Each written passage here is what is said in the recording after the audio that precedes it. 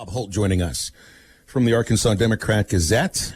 And before we get into some of this football stuff here, Bob, I just saw coming across the wire, I guess there isn't a wire anymore, but on Twitter, Alex Gordon is calling it a career. Longtime Kansas City Royal, former first overall pick of the Major League Baseball draft. He had played, did he play for Dave at Nebraska?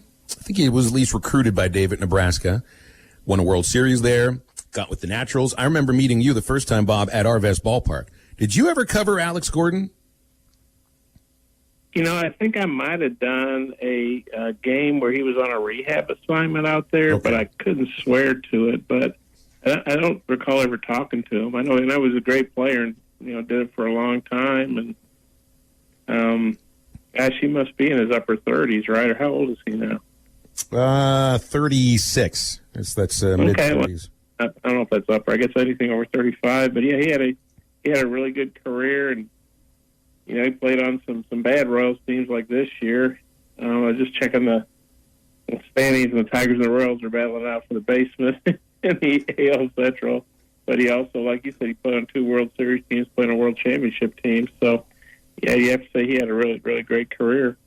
Yeah. Hey, yesterday the first SEC coaches teleconference? I don't remember any during the build-up to this coaches, and I got to give you.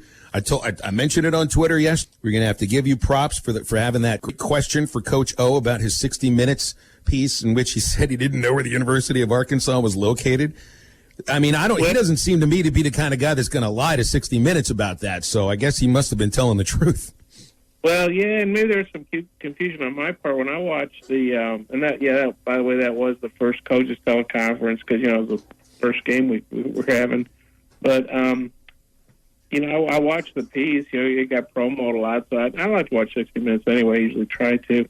And he said he was like shoveling shrimp. That's kind of hard to say on a boat.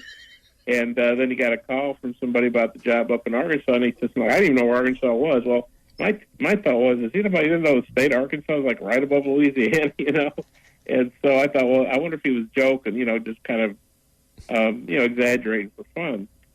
And so I wanted to ask him his thought about being on 60 Minutes because, I should have checked with somebody. I can't remember an SEC, coach, basketball, football, whatever, ever being on 60 Minutes. I know sometimes they do sports stories like somebody like Michael Jordan or, somebody like that. But, I remember they did a Johnny Carson. They do some pop culture things. But, doing an SEC football coach, that seems out of the realm of 60 Minutes normally. But yeah, I just wanted to ask Ed about, I think I meant to say, hey, were you joking? Were you kidding? I think I said, did you make that up? I certainly wasn't trying to accuse him of being a liar. And that's, to me, when he clarified it, he knew where the state Arkansas, he knew it was, above Louisiana, but he didn't know where Fayetteville was, or how to get to the university. And that I could believe because you're talking about a guy in his 20s who's lived his whole life in Louisiana. And, you were talking about the mid-'80s, Fayetteville was much more isolated than it is now. I mean, they had a tiny airport. Roads are hard to get to. It's a great place. I moved here in the early 80s, but it's much more open and much bigger now. Back then, it was a real small college town, and, relatively small, I guess, maybe 30,000 or something.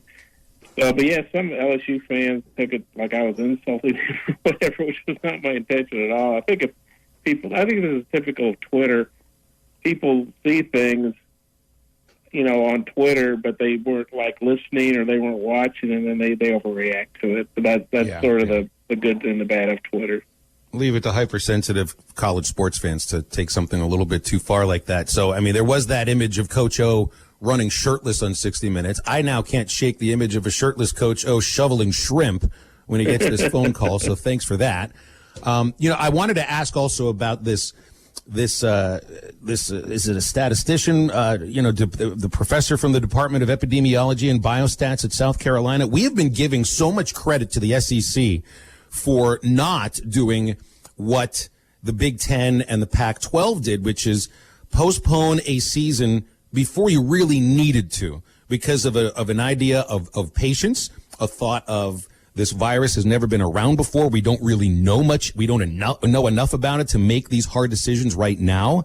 It's playing out in front of us. It still might not be the right decision. I happen to think that it is, but apparently this the way the SEC has gone about it has a lot to do with a specific professor at the University of South Carolina. Tell us about her. Well, yeah, and I didn't know her name, Stella Sell. I thought about doing a little headline like how Stella helped the SEC get its groove back. I thought, there's probably enough people that are old enough to remember that movie. Hopefully you were. But, really going back to August when the Big Ten announced they were going to cancel the season or postpone it until the spring at least. Greg Sankey was on, the SEC Network and other shows, and I listened or watched some interviews, and he didn't name the professor because I think she kind of wanted to stay anonymous. But he talked about how a professor had told him. I don't even think he said where she was from. I don't even remember if he said it was a male or female. But he talked about how this professor, said, "Hey, this is a new virus. We're learning more about it every day. The more information you have, the better decisions you can make. So you shouldn't make decisions until you absolutely have to." And so that really led to a deliberate, thoughtful process where, you weren't making any guarantees. I mean, Greg Sankey wasn't saying in August, well, we're definitely going to have a season, and who cares if anybody else thinks we're going to, we're the SEC, by God, and we're going to play. No, it was very, we're going to kind of take this day by day and not rush to judgment. And it's, we don't know what's going to happen. Hopefully all the SEC teams will play on Saturday, but there's still, teams got tested yesterday. They're going to get tested today, I guess, before some teams would travel on Friday. So, but that was a smart approach to take. I mean, why make a decision before you have to? And that's why I didn't really understand the Big Ten's decision. And the Pac-12, I think they were just doing what the Big Ten did. I don't think the Pac-12 really was acting on their own. And now you see the Big Ten, scrambling to try to get 8 games in 8 weeks in late October. And the Pac-12, of course, the folks out there have all the wildfires to deal with. They have a whole other set of circumstances, but they're trying to play too in Mountain West and whoever. So it's just kind of, I think you can. We don't know what's going to happen with the rest of the season, but I think we can agree the SEC took the right approach. And this professor from South Carolina, I think had a big influence on Greg Sankey. So that's good for everybody. Speaking to Bob Holt here on Halftime. Bob, let's talk a little bit about Arkansas, Georgia coming up this Saturday at 3 p.m. at Razorbacks Stadium. Do you think Arkansas may catch and I don't mean this as a knock on Georgia's offense because it's going to be potent probably by the end of the year, but do you think it might be a little bit lackluster offensively for the Bulldogs based off just we don't know who's going to be the starting quarterback for the Bulldogs? Do you think that could play in Arkansas's favor defensively? Well, I'm sure Georgia knows who their starting quarterback's going to be. I think the fact, Arkansas's got an experienced quarterback in Felipe Franks. He started at Florida, and then, of course, he got hurt last year. But Georgia, whoever they start at quarterback is the guy that's going to be the first time they started for Georgia. DeJuan Mathis, who seems to be the odds-on favorite to start, he's a redshirt freshman who, overcame brain surgery to come back to play. And then you have J.T. Daniels, who's a transfer from Southern Cal, but he only played 1 game last season. He's coming off a knee injury. And Kirby Smart keeps saying he hadn't been cleared to play. He also said, well, we wouldn't have practiced him if we thought he wouldn't be cleared. But so maybe they're waiting until, Thursday at midnight or something to test him. But, if he plays, he's got college experience. He's played in 12 games at USC, but he hadn't played in a whole year. So I think it helps Arkansas to be playing a team with, a lack of experience at quarterback, either a guy that hadn't played in a year or somebody that's never played a college game before, They do have another backup who played a little bit off the bench, and they got a true freshman.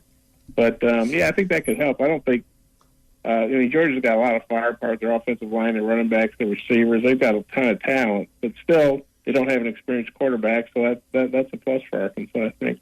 Where's your confidence level heading into Saturday? Just not necessarily for a win because I think it's slim to none, but there's still a chance, and there's always a chance that the Razorbacks could pull the upset of a century in Game 1. But where's your confidence level heading into Saturday?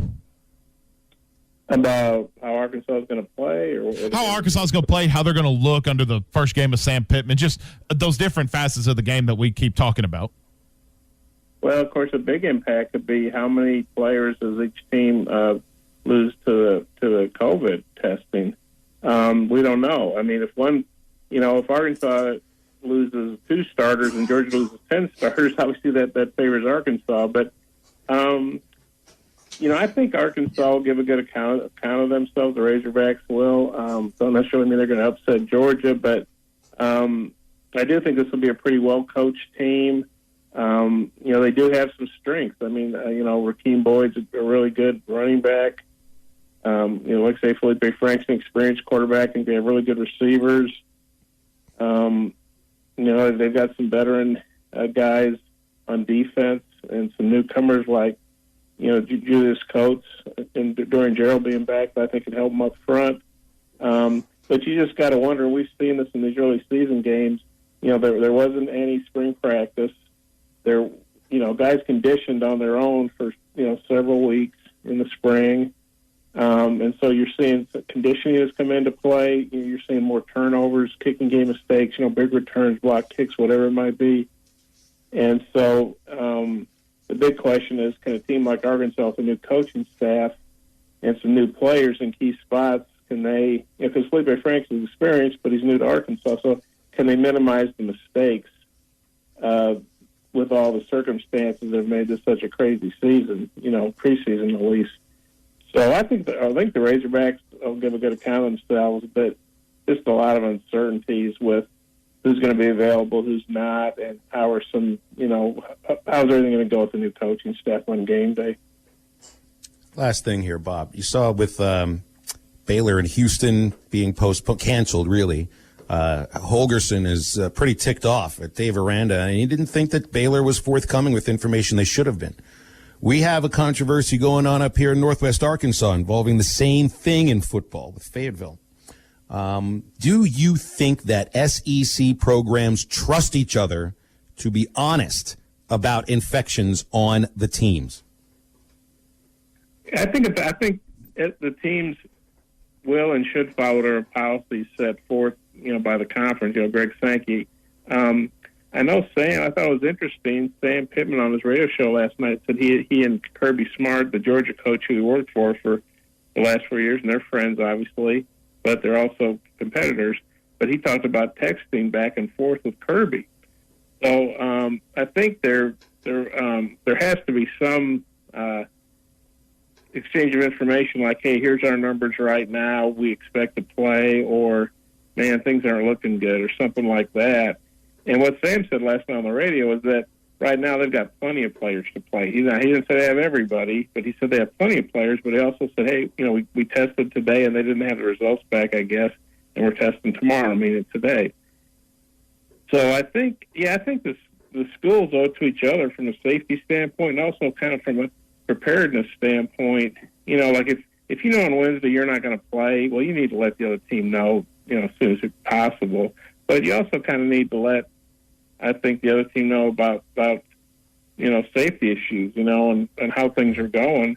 I know Eli Drinkwitz, an Alma native who's the Missouri coach, he's been very transparent about numbers from Missouri, and he said he just feels like that's the right thing to do from a health standpoint. And then there's the whole public health angle to it, that the football team or whatever sports team might be isn't an island unto itself. It's part of the university community, which is part of the Northwest Arkansas community and part of the state of Arkansas and everything else. So, but yeah, I think the SEC officials, they encourage, these teams go at it tooth and nail, but at the end of the day, they're all part of the SEC too. So I think whatever the officials feel like is the best and safest approach is what, all the teams are going to have to fall in line with that, or feel the wrath of the SEC office.